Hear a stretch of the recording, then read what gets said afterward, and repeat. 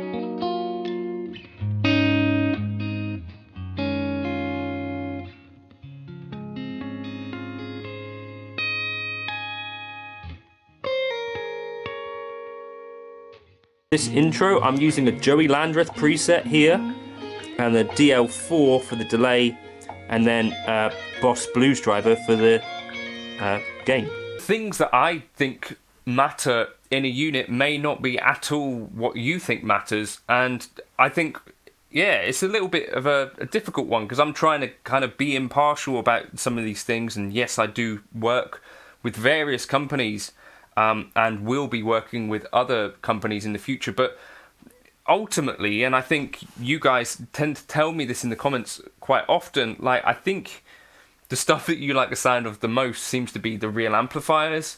And then sometimes some pieces of gear, it seems that you guys think I seem to sound better with or not. But ultimately, I think probably the prevailing thought is that actually I managed to make everything sound pretty much the same. So why is that? Does that really mean when, you could pay, pretty much £400 for a single kind of algorithm pedal, or you could pay £519 for something like the HX Stomp and maybe even get tones that get very close to this sort of thing or not?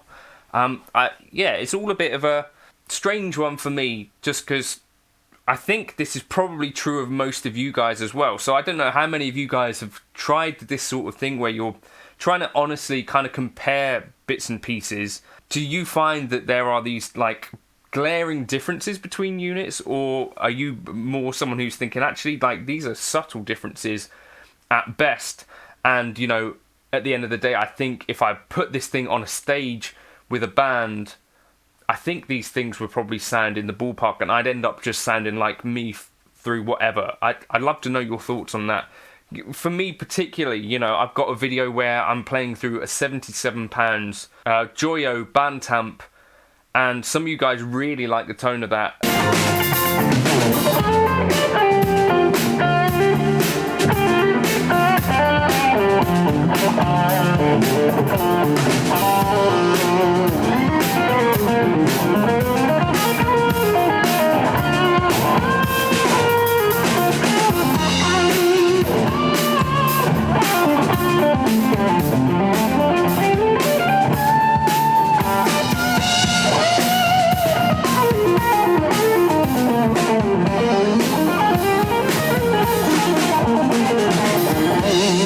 conversely, I've got a video of me playing through a 2-Rock Classic Reverb Signature on a gig, and it's like, well, do I think that necessarily sounds much better? I'm not sure that I do, to be honest with you.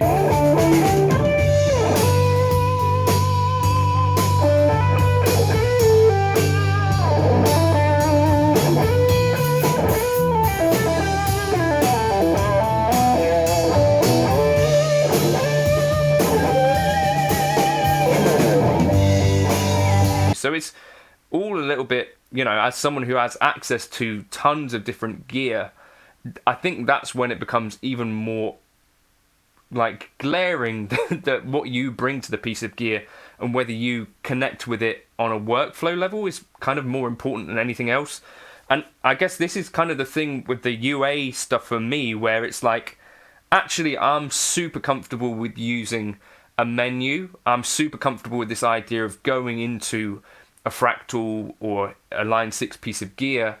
And I think if you're able to get over that kind of programming element of it, that you step into a world where actually there's so much more value for money and choice and all of these things, that this kind of thing ends up then being like, well, it seems quite expensive for what you get. I don't know if you guys can relate to that.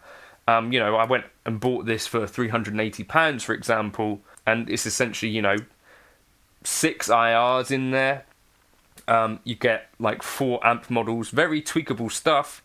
Whereas I think if you went and bought an HX Stomp, for example, you'd have a Grammatico GSG in there, which is basically a clone of a Dumble amplifier, Robin Ford's actual Dumble. And you'd have, you know, a Vox, you'd have Fender, you have like, you know, nearly 100 amp models. When you do A/B these things next to each other, I find that generally all of these things are very much within a ballpark. That's kind of my take on it. Equally, you know, you take something as simple as the Nanocortex, which I think the idea really is that we've been marketed kind of the flagship products for quite a while, that we've started to think that power is one of the most important things. But actually, when I look at the Nanocortex, I'm preferring this as a format to the Quad Cortex, just because it's a bit simpler and a bit clearer what the workflow actually is.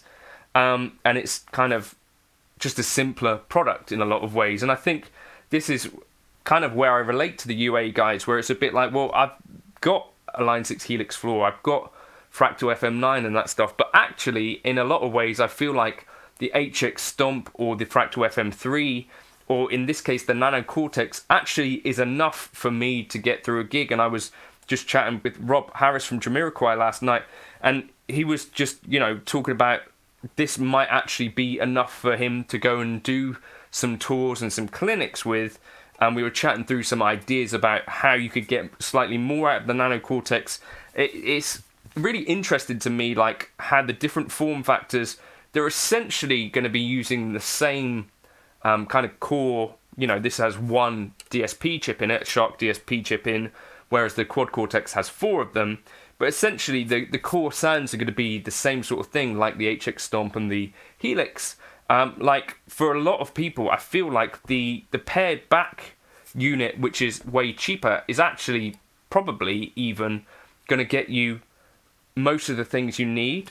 And again, that's kind of goes counter to a lot of the marketing, where it's like, well, actually, the most powerful unit is the way to go. Well, how are you actually using a lot of that power? For a lot of guys with the Nanocortex, for example, I think the case is that when you're gigging a Quad Cortex live, you might be using a capture. This is what Rob was saying, and he'd probably put his Nobles ODR in front, and then there's like a bit of delay and a bit of reverb. I think that is quite a chunk of guitarists are actually using their pieces of gear, and you're not necessarily using all 4 paths with, you know, dual amps or quad amps, and, you know, using scenes where everything changes per scene. Might not even be using snapshots in the Helix world. I think there's a whole bunch of folks that have maybe bought a flagship because they thought that was what they needed, and then are able actually to pare down to things like the Podgo, the HX Stomp, or the Nanocortex.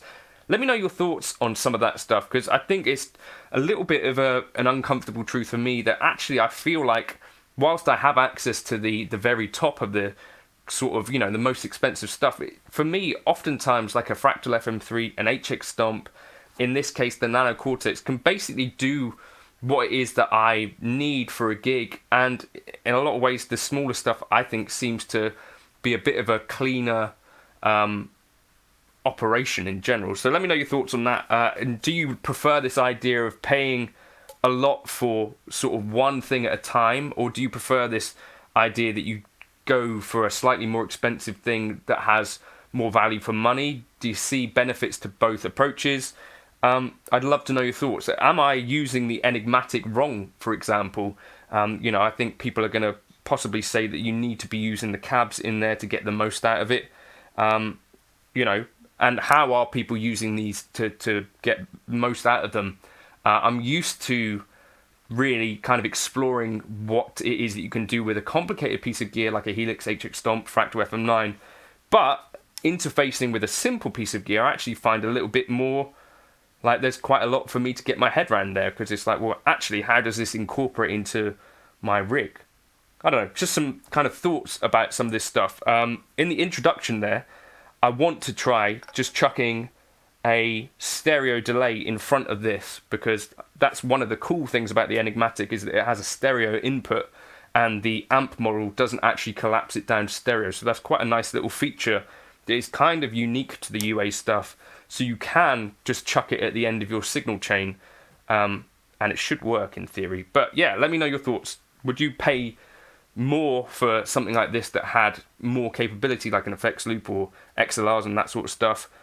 I'd love to know your thoughts about this kind of value for money proposition, and does it factor into your playing life at all? And does it all sound the same anyway? Does it matter? Let me know your thoughts in the comments if you would. Cheers.